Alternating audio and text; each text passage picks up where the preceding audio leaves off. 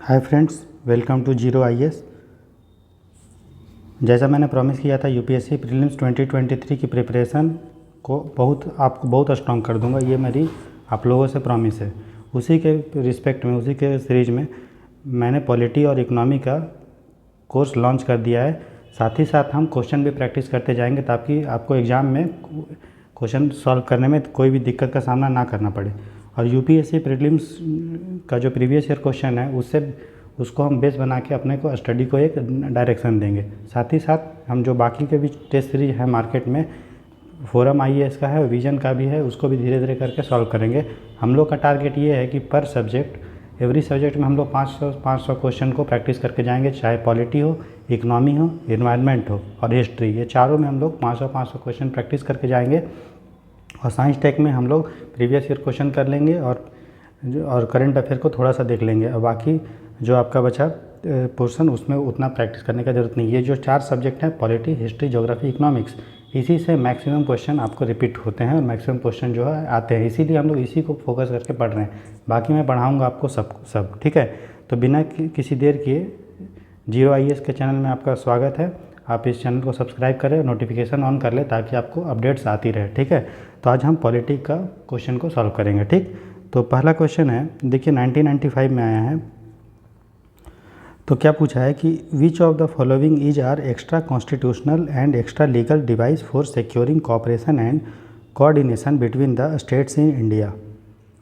तो देखिए बोल रहा है कि इनमें से कौन सा, जो 4 बॉडी है, इनमें से कौन सा जो एक्स्ट्रा कॉन्स्टिट्यूशनल है, मतलब जो कॉन्स्टिट्यूशन में मेंशन नहीं है, और दूसरा एक्स्ट्रा लीगल है, मतलब जो स्टैट्यूटरी नहीं है, ठीक है। ये कौन सा बॉडी है जो एक्स्ट्रा कॉन्स्टिट्यूशनल भी नहीं है, एक्स्ट्रा लीगल भी और लीगल भी नहीं है, ठीक है, मतलब स्टैट्यूटरी भी नहीं है, वो कौन सा है। तो देखिए हमको पता है कि जो इंटर स्टेट काउंसिल है वो आर्टिकल 263 में मेंशन है। इसका मतलब कि ये कॉन्स्टिट्यूशन में मेंशन है, या इसका मतलब ये कॉन्स्टिट्यूशनल बॉडी हो गई। इसका मतलब आंसर 4 जो होगा, ऑप्शन 4 नहीं हो सकता है। तो ये जो बचा 4 नहीं होगा। अब बचा 1 और 2 तो होगा। अब बचा जोनल काउंसिल होगा कि नहीं। देखिए जोनल काउंसिल जो है वो स्टैट्यूटरी बॉडी है। क्यों? क्योंकि जो 7th कॉन्स्टिट्यूशनल अमेंडमेंट एक्ट 1956 में हुआ है, उसके अंडर जोनल काउंसिल बनता है, ठीक है। तो ये भी नहीं होगा, ये भी एक स्टैट्यूटरी है, लीगल है मतलब। तो पूछा है एक्स्ट्रा लीगल, जो लीगल नहीं है, जो स्टैट्यूटरी है नहीं है, और जो कॉन्स्टिट्यूशन नहीं है वो है। तो कौन सा बचा है? 1 और 2। तो इसलिए इसका आंसर होगा 1 और 2, ठीक है।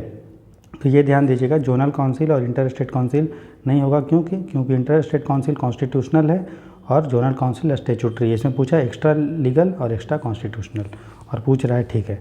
आगे देखते हैं, which of the following are matters on which a constitutional amendment is possible only with the ratification of the legislature of not less than 1/2 of the states. देखिए कॉन्स्टिट्यूशनल अमेंडमेंट कौन सा इनमें से हो सकता है जो सिर्फ और सिर्फ तभी होगा जब हाफ, जितने भी स्टेट्स हैं इंडिया में उसके 28 स्टेट हैं, तो हाफ मतलब 14 स्टेट का कम से कम रेटिफिकेशन चाहिए वहाँ के विधानसभा से, तभी जो है अमेंडमेंट कर पाएंगे। तो कौन सा होगा? तो देखिए ये क्वेश्चन है अमेंडमेंट ऑफ द कॉन्स्टिट्यूशन। तो आपको पता है आर्टिकल 368 के अंडर अमेंडमेंट होता है कॉन्स्टिट्यूशन का, और नॉर्मल अमेंडमेंट होता है।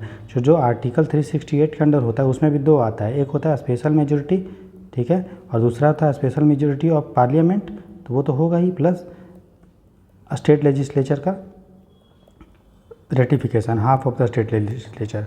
और कुछ अमेंडमेंट जो होता है वो सिंपल मेजोरिटी से होता है, ठीक है। तो जो स्पेशल मेजोरिटी से होता है, ठीक है, रेटिफिकेशन से जो होता है वो वाला बिल होगा जिसमें स्टेट का पार्ट है, जिसका स्टेट का हिस्सा है। मतलब जिस बिल से, जिस केस से अगर स्टेट के कंपोजिशन को या स्टेट के पावर को डाइल्यूट किया जा रहा है तो, या चेंज किया जा रहा है, तो उस बिल को पास होने के लिए half of the state legislature का रेटिफिकेशन चाहिए, ठीक है। जैसे अभी मान लीजिए 7 शेड्यूल है, 7 शेड्यूल में क्या यूनियन लिस्ट है, स्टेट लिस्ट है, कंकरेंट लिस्ट है। अब इसको चेंज कर रहे हैं तो चूँकि स्टेट लिस्ट में भी चेंज होगा ना, तो स्टेट लिस्ट में चेंज होगा तो स्टेट को से half of the state legislature से पास होना जरूरी है, ठीक है। उसी तरह अगर हम मान लीजिए कि 4th शेड्यूल को चेंज करें, 4th शेड्यूल में क्या है कि राज्यसभा में स्टेट का कितना सीट होगा, वो जैसे यूपी में कितना सीट होगा, एमपी में कितना होगा, तो वो है। अब चूँकि स्टेट को यहाँ भी फिर भी चेंज कर रहे हैं, तो अगर हम 4th शेड्यूल में चेंज करेंगे तो फिर भी रेटिफिकेशन करना पड़ेगा half of the state legislature से। उसी तरह प्रेसिडेंट का इलेक्शन में क्या होता है, जो इलेक्टेड एमएलए होते हैं वो भी पार्टिसिपेट करते हैं इलेक्शन में। तो जो कि अब अगर हम उसको इलेक्शन के प्रोसेस को अगर चेंज कर रहे हैं प्रेसिडेंट के इलेक्शन को, तो भी हमको स्टेट लेजिस्लेचर को से पास करवाना पड़ेगा half of the state legislature से। इसीलिए जहाँ जहाँ भी स्टेट का रोल है अगर उसको चेंज कर रहे हैं तो हमको उसको जो है करना पड़ेगा। अभी अब फिर जिसमें किस में नहीं करना पड़ेगा, तो जिसमें स्टेट का कोई रोल नहीं है, मान लीजिए आर्टिकल 3 को चेंज करना है। आर्टिकल 3 में क्या बोलता है, स्टेट का नाम को चेंज करना है। जैसे झारखंड का नाम, जैसे मान लीजिए मद्रास का नाम हो के क्या हो गया, ये हो गया चेन्नई हो गया, ठीक, तो नाम चेंज हो रहा है चूँकि, तो तमिलनाडु हो गया। उसी तरह पौंडीचेरी का नाम पुडुचेरी हो गया। तो नाम जब चेंज कर रहे हैं तो आर्टिकल 3 के अंडर करते हैं, एरिया बढ़ाना घटाना, तो उसमें अगर चेंज करते हैं तो उसमें स्टेट का चूँकि कोई रोल नहीं होता है, इसीलिए वैसे बिल को लाने के लिए स्टेट लेजिस्लेचर की परमिशन की ज़रूरत नहीं पड़ेगी। मुझे लगता है अब इतना आपको क्लियर हो गया होगा कि मैं क्या कहना चाह रहा हूँ, ठीक है। तो अब देखिए पूछा है कि किसमें स्टेट लेजिस्लेचर का जो है हम लोगों को पास करवाना पड़ेगा हाफ से। तो देखिए इलेक्शन में होगा, क्यों होगा बता दिया। Representation of states in parliament, ये है 4th शेड्यूल में है, तो ये होगा, ठीक है, क्योंकि स्टेट का भी इसमें शेयर होता है। List in the 7th schedule होगा। एबोलिशन ऑफ लेजिस्लेटिव काउंसिल होना नहीं होना वो स्टेट पे डिपेंड नहीं करता, ये किस पे डिपेंड करता है, ये डिपेंड करता है पार्लियामेंट पे, ठीक है। तो होगा 2 का ये, ठीक है। मान लीजिए विधान परिषद बनाना है नहीं बनाना है, वो किस पे डिपेंड करता है, पार्लियामेंट पे, ठीक है। उसके बाद देखिए नेक्स्ट क्वेश्चन है जो 1995 में है। आर्टिकल 156 ये बोलता है कि provides that a governor shall hold office for a term of 5 years from the date on which he enters upon his office, which of the following can be deduced from this. बोल रहा है article 156 में ये लिखा हुआ है कि governor जो होगा 5 साल के लिए उसका टर्म होगा। तो इस स्टेटमेंट से आप क्या मतलब निकाल सकते हैं, ये पूछा गया है। तो देखिए गवर्नर आपको पढ़ा दिए हैं, अगर आपने गवर्नर का लेक्चर अटेंड नहीं किया है तो मात्र मैंने गवर्नर को 15 मिनट में पढ़ाया है, ठीक है। उसको अगर आप देख लेते हैं तो आपको ये क्वेश्चन एकदम मतलब 20 सेकंड में 15-20 सेकंड में बन जाएगा, ठीक है। तो उस लेक्चर को ज़रूर देखिए। मैं जो भी पढ़ा रहा हूँ वो आपको कंसेप्चुअल क्लैरिटी के साथ पढ़ा रहा हूँ। मैंने यूपीएससी का 2020 का मेंस दिया है, ठीक है। 2 नंबर से मेरा इंटरव्यू कॉल रुका था, ठीक है, नहीं तो मैं इंटरव्यू भी देता। प्रेजेंट में मैं यूपीएससी का जो इन्फोर्समेंट ऑफिसर ईपीएफओ का जो पोस्ट हुआ था, जो एग्ज़ाम हुआ था, उसमें इन्फोर्समेंट ऑफिसर और अकाउंट ऑफिसर के रूप में मेरा सिलेक्शन हुआ है, ठीक है। तो मैं जो भी आपको बताऊंगा उसको आप ऑथेंटिक मान के चलिए, कुछ भी आपको गलत नहीं पढ़ाया जाएगा, ठीक है। वही पढ़ा रहा हूँ जो एग्ज़ाम के लिए ज़रूरी है, ठीक है, क्योंकि मुझे भी यूपीएससी प्रीलिम्स 2023 का देना है ना, ठीक है। तो देखिए क्या बोल रहा है कि क्या आर्टिकल 156 से आप क्या समझ सकते हैं, अगर ये लिखा है कि गवर्नर 5 साल के लिए उसका कार्यकाल होगा। तो पहला स्टेटमेंट है कि no governor can be removed from office till completion of his term. कोई भी गवर्नर को आप उसके ऑफिस से नहीं हटा सकते जब तक उसका 5 साल हुआ है, ठीक है, एक ही है। दूसरा स्टेटमेंट है no governor can continue in office beyond 5 years। कोई भी गवर्नर 5 साल से ज़्यादा नहीं रह सकता है।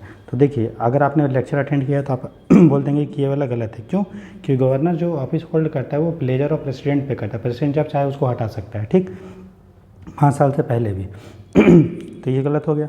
दूसरा है no governor can continue in office. कोई भी गवर्नर 5 साल से अधिक नहीं रह पाएगा, ये भी गलत है, क्योंकि मैंने क्या बताया था कि कोई भी गवर्नर 5 साल से अधिक भी रह सकता है अगर उस राज्य में दूसरा गवर्नर को अपॉइंट नहीं किया जाता है, क्योंकि हर राज्य में गवर्नर जो है होना चाहिए, ठीक है, हमेशा। ये मतलब कॉन्स्टिट्यूशन में ऐसा लिखा हुआ है, ठीक है। तो ये भी गलत हो गया। हमें पूछा है कि आर्टिकल 156 का क्या मतलब है, तो दोनों मतलब नहीं है, इसका आंसर होगा डी, ठीक है, नाइदर 1 nor 2। आगे देखते हैं which of the following are the matters on which a constitutional amendment is possible only with the ratification of the legislature not. ये क्वेश्चन रिपीट हो गया है 2 और 3 में 4 में, ठीक है। तो इसका भी आंसर भी क्या होगा, ये तो गलत था, तो इसका 1 2 3, ठीक है, ये। आगे देखते हैं which is not explicitly stated in the constitution of India but followed as a convention. बोल रहा है कि इनमें से कौन सा चीज़ संविधान में एक्सप्लिसिटली तो नहीं लिखा है लेकिन एक कन्वेंशन के रूप में हम लोग फॉलो करते हैं, ठीक है। मतलब संविधान में नहीं लिखा है लेकिन कन्वेंशन के रूप में हम लोग मानते हैं। पहला क्या है, the finance minister is to be a member of lower house. Finance minister को लोअर हाउस का होना चाहिए, ऐसा है क्या, नहीं है, क्योंकि हमारे जो पहले के जो ये थे अरुण जेटली थे वो फाइनेंस मिनिस्टर थे लेकिन वो राज्यसभा से थे, ठीक है ना, तो ये गलत होगा। अगला है the prime minister has to resign if he loses the majority in the house. Prime minister को रिजाइन करना पड़ेगा अगर वो मेजोरिटी को लूज करता है। तो इसके बारे में अभी नहीं पता है, देखते हैं। All sections of India are to be represented in council of minister. Bharat में जितने भी सेक्शंस हैं सबको रिप्रेजेंट करना है काउंसिल ऑफ मिनिस्टर में। ऐसा है, नहीं लिखा हुआ है कहीं, कन्वेंशन भी नहीं है, ठीक है। अगर होता तो सभी धर्म के, सभी जाति के, सभी रिलीजन के लोग जो है पार्टिसिपेट करते हैं, काउंसिल ऑफ मिनिस्टर में रहते हैं। अगला है, if both the president and vice president demit office simultaneously before the end of the tenure, speaker of the lower house of the parliament will officiate as the president. बोल रहा है अगर president और वाइस प्रेसिडेंट दोनों office अपना छोड़ दें, resign कर दें, खाली कर दें, तो जो स्पीकर होगा लोकसभा का वो जो है बनेगा प्रेसिडेंट। ऐसा होता है क्या? नहीं। अगर प्रेसिडेंट का भी पोस्ट खाली है, प्रेसिडेंट नहीं है, तो वाइस प्रेसिडेंट प्रेसिडेंट बन जाएगा। अगर वाइस प्रेसिडेंट नहीं है तो चीफ जस्टिस ऑफ इंडिया बनेगा। और अगर चीफ जस्टिस ऑफ इंडिया भी का भी पोस्ट खाली है तो जो सुप्रीम कोर्ट का जो सीनियर मोस्ट जज होता है वो प्रेसिडेंट बनता है। स्पीकर का कोई रोल नहीं है प्रेसिडेंट बनने में, ठीक। तो ये भी ऑप्शन गलत होगा। अब ये देखते हैं, the finance minister has to resign if he loses the majority in the house. हाँ, ये लिखा हुआ है कि the executive must be responsible to the Lok Sabha. Executive responsible किसको होगा? लोकसभा को। और काउंसिल ऑफ मिनिस्टर जो होगा तब तक ऑफिस होल्ड करेगा जब तक वो मेजोरिटी को एक्साइज नहीं करता है। यहाँ पे जो रिस्पॉन्सिबल का मतलब है, मतलब काउंसिल ऑफ मिनिस्टर जो लोकसभा प्रति रिस्पॉन्सिबल होगा तो उसको हम लोग क्या इम्पीच, वो जो नो कॉन्फिडेंस मोशन मेंशन है कि नो कॉन्फिडेंस मोशन के द्वारा हटाया जा सकता है, ठीक। लेकिन ये चीज़ मेंशन नहीं है कि प्राइम मिनिस्टर को रिजाइन करना पड़ेगा, ठीक है। लिखा क्या है कि काउंसिल ऑफ मिनिस्टर जो होगा रिस्पॉन्सिबल टू द लोकसभा, बस। तो इसीलिए ये कॉन्स्टिट्यूशन में लिखा नहीं है, लेकिन हम कन्वेंशन के रूप में करते हैं कि अगर मान लीजिए लोकसभा में मेजोरिटी अगर सरकार ने खो दिया तो प्राइम मिनिस्टर को रिजाइन करना पड़ेगा, ठीक। तो ये होगा 5 का बी। आगे देखते हैं।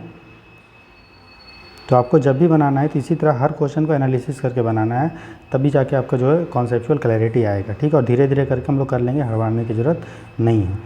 अब देखिए, which of the following was not proposed by the 73rd constitutional amendment act in the area of Panchayati Raj. ठीक है, इसको 30 की जगह 33% कर लीजिए आप। बोल रहा है इनमें से क्या, कौन सा चीज़ 73rd कॉन्स्टिट्यूशनल अमेंडमेंट एक्ट के द्वारा पंचायत राज में नहीं बोला गया था। मतलब 73rd अमेंडमेंट एक्ट में क्या चीज़ नहीं लाया गया था? पहला, 33% seats in all elected rural local bodies will be reserve for women representatives at all level. ये बोला गया है कि 1/3 जो भी सीट होगा, 1/3 मतलब 33% हर लेवल पे महिलाओं के लिए आरक्षित होगा। ये 73rd में बोला गया है। क्यों? वीमेन एम्पावरमेंट के लिए। तो ये ऑप्शन तो नॉट में तो नहीं आएगा, तो ये तो नहीं होगा। मतलब ये बोला गया है लेकिन इसमें पूछा है क्या नहीं बोला गया, तो ये तो नहीं होगा। दूसरा, the state will constitute their finance commission to allocate resources to Panchayati Raj institutions.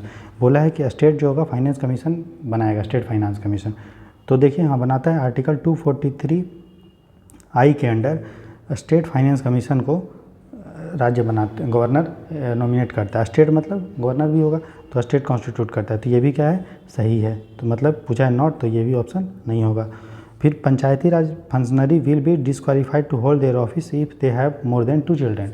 बोल रहा है कि जो पंचायती राज का जो वो जो मुखिया उखिया होगा, पार्षद होगा, ठीक है ना, उप मुखिया होगा, प्रधान होगा, वो डिस्क्वालीफाई हो जाएगा उसके 2 बच्चे से अधिक है। तो ऐसा कुछ क्राइटेरिया नहीं है। हाँ, राज्य अलग अलग जरूर किया है, लेकिन 73rd अमेंडमेंट एक्ट में ऐसा कुछ नहीं बोला गया है, ठीक है। तो ये भी नहीं होगा। Election will be held in, तो देखिए बोला गया है कि कौन सा चीज़ प्रपोज नहीं है। तो देखिए ये वाला चीज़ जो है ना, ये प्रपोज नहीं है, ठीक है। तो ये प्रपोज नहीं है, तो यही ऑप्शन क्या होगा? सही होगा, क्योंकि ये प्रपोज नहीं है। ये पूछा है कि कौन सा प्रपोज नहीं है। अगला ऑप्शन देखते हैं, the election will be held in 6 months. अगर पंचायती राज बॉडीज़ को सुपरसीड या डिजॉल्व कर देता है स्टेट गवर्नमेंट, अगर स्टेट गवर्नमेंट उसको डिजॉल्व कर देता है या उसको सुपरसीड कर देता है तो या डिजॉल्व, तो जो है इलेक्शन हमेशा 6 महीना के अंदर में होना है। तो ये भी बोला गया है, ठीक है। तो ये पूछा है नॉट प्रपोज, तो इसलिए ये भी ऑप्शन नहीं होगा। तो क्या प्रपोज नहीं है? तो यही प्रपोज नहीं है कि चिल्ड्रन का कोई क्राइटेरिया नहीं है, ठीक है। आगे देखते हैं, given below are 2 statements, one labelled as assertion and the other labelled as reason, ठीक है। असर्शन रीजनिंग का क्वेश्चन है। असर्शन क्या बोल रहा है, कथन क्या है कि ये reservation of 33% of seats for women in parliament and state legislature does not require any constitutional amendment act. अगर हम लोग देखिए लोकसभा में तो जो लोकल सेल बॉडी है वहाँ पे महिलाओं का तो 33% रिजर्वेशन है, ठीक है ना, अमेंडमेंट करके लाए थे। तो बोल रहा है अगर हमको पार्लियामेंट में और या विधानसभा में लाना है महिलाओं के लिए 33% सीट को रिजर्व करना है तो कोई भी अमेंडमेंट की ज़रूरत नहीं है, ठीक है। पहला स्टेटमेंट ये है। दूसरा, उसका जो कारण ये बोल रहा है कि पॉलिटिकल पार्टी जो भी इलेक्शन कॉन्टेस्ट करता है वो एलोकेट कर सकता है 33% सीट्स दे contest to women candidate without any constitution amendment. बोल रहा है कि अगर पॉलिटिकल पार्टी चाहे तो जितना भी सीट्स है उससे अगर 33% महिलाओं को खड़ा करना है तो वो कॉन्टेस्ट करवा सकता है बिना संविधान को चेंज किए। तो देखिए पॉलिटिकल पार्टी क्या है, कॉन्स्टिट्यूशनल बॉडी तो है नहीं, तो अगर वो अंदर वो जितने आदमी को या औरत को खड़ा करना इलेक्शन में करे, ठीक है, तो वो उसकी जिम्मेदारी, इसमें कोई संविधान को चेंज करने की ज़रूरत ऐसे नहीं है क्योंकि वो उसके डिस्क्रिप्शन पे है पॉलिटिकल पार्टी के। लेकिन हाँ कि विधानसभा में या संसद में कितने टोटल में से कितने महिला होगी तो इसके लिए चेंज करने के लिए हमें संविधान को चेंज करना पड़ेगा, ठीक है ना, क्योंकि लोकसभा में 545 सीट के आसपास है और राज्यसभा में 245 के आसपास है। अगर इसमें से 1/3 को अगर फिक्स करना है महिला के लिए तो चेंज करना पड़ेगा, अमेंडमेंट करना पड़ेगा। लेकिन पॉलिटिकल पार्टी कितने सीट महिलाओं को दे रही है खड़ा होने के लिए वो उसका अपना मैटर है, संविधान को चेंज करने की ज़रूरत नहीं है, ठीक है, क्योंकि ऐसा पॉलिटिकल पार्टी के रिस्पेक्ट में नहीं लिखा है, ये पॉलिटिकल पार्टी का डिस्क्रिप्शन है, ठीक है। तो ये तो गलत होगा और हमें पूछा है कि जो है कि कौन सा सही है, तो ये तो सही है। तो हमें क्या है कि A is false, R is true, तो 7 का हो जाएगा D, ठीक।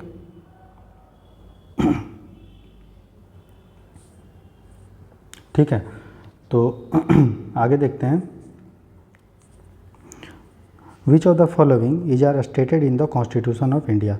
भारत के कॉन्स्टिट्यूशन में क्या क्या दिया हुआ है। तो देखिए, the president shall not be a member of either house of parliament, ठीक है, प्रेसिडेंट को किसी भी हाउस का मेंबर नहीं होना पड़ेगा। दूसरा, the parliament shell consist of the president and 2 houses, parliament में 2 हाउसेस रहेंगे और प्रेसिडेंट रहेगा, मतलब उससे कंपोजिशन से मिल के बनेगा, ठीक है, ये दोनों चीज़ है।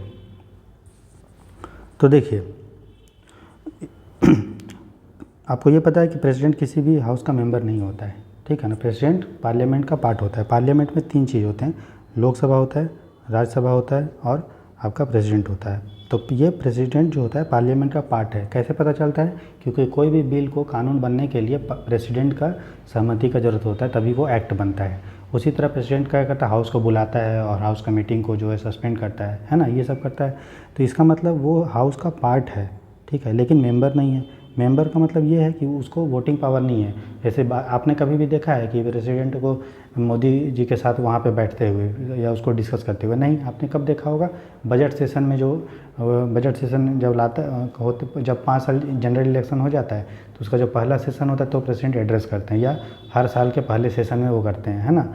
लेकिन कभी भी आपने ये नहीं देखा होगा हाउस में बैठ के वो वोटिंग कर रहे हैं। इसका मतलब वो हाउस के मेंबर नहीं है लेकिन पार्ट हैं। दूसरा, पार्लियामेंट के में प्रेसिडेंट होता है और 2 हाउस होता है, सही है, लोकसभा राज्यसभा, तो ये सही है। हमें पूछा है कि कौन सा स्टेटेड है संविधान में और करेक्ट आंसर पूछा है, तो हमारा करेक्ट आंसर होगा, 1 मिनट रुकिए, तो ये जो ठीक है कि ये मेंबर नहीं होता है, ये तो ठीक है ना, पार्ट होता है, मेंबर नहीं होता है। और क्या क्या चीज़ से बना होता है पार्लियामेंट? प्रेसिडेंट और 2 हाउस, तो दोनों सही है, तो हमारा ऑप्शन हो जाएगा 8 का बी, ठीक है।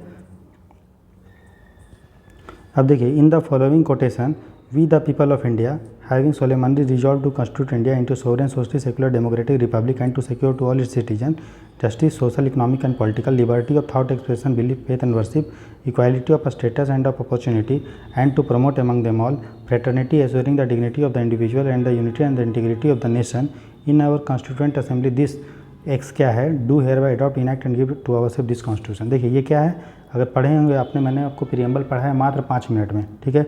जो भी इंपॉर्टेंट चीज़ है उसको प्रीएम्बल में आपको बताया गया है लक्ष्मीकांत से, ठीक है ना, मात्र 5 मिनट में। इसलिए आप ज़रूर मेरे चैनल को सब्सक्राइब और देखें, आपको सब क्रिस्प वे में और इंपॉर्टेंट चीज़ बताया जा रहा है। देखिए क्वेश्चन आया है, तो देखिए एक्स का क्या है, एक्स का मतलब यहाँ पे हमको अगर आपने लेक्चर अटेंड किया है, आपने लक्ष्मीकांत पढ़ा है, तो वहाँ लिखा हुआ है 26 नवंबर 1949, तो जहाँ जहाँ नवंबर है उसको देख लीजिए, ये ऑप्शन काट दीजिए, जनवरी। अब देखिए कि क्या 26 है, हाँ 26 है, क्या 1949 है, हाँ है, तो क्या होगा 8 का बी, ठीक, सॉरी 9 का आंसर बी हो जाएगा। आगे देखते हैं, which one of the following schedules of the constitution of India contains provision regarding anti defection act. Anti defection act को बोलते हैं दल बदल कानून, ठीक। ये कब लाया गया था? ये लाया गया था 1952 के आसपास, ठीक है। कब लाया गया था? 1952 के आसपास, मुझे थोड़ा याद आ रहा है, ठीक। तो इसको रोकने के लिए लाया गया था, एक नेता जब अपने दल को चेंज करता है, तो ये संविधान में अमेंड करके 10th शेड्यूल में लाया गया था। किसमें? 10th शेड्यूल में। टोटल संविधान में कितने शेड्यूल है? 12 शेड्यूल, 12 शेड्यूल है, ठीक है ना। जिसमें से 10th शेड्यूल में क्या उल्लेख है? Anti defection. 5th में क्या है बताइए? 5th में क्या है? ट्राइबल शेड्यूल एरिया का है, ठीक है, शेड्यूल एरिया का है, ठीक है। 2nd शेड्यूल में क्या बताइए? सैलरी और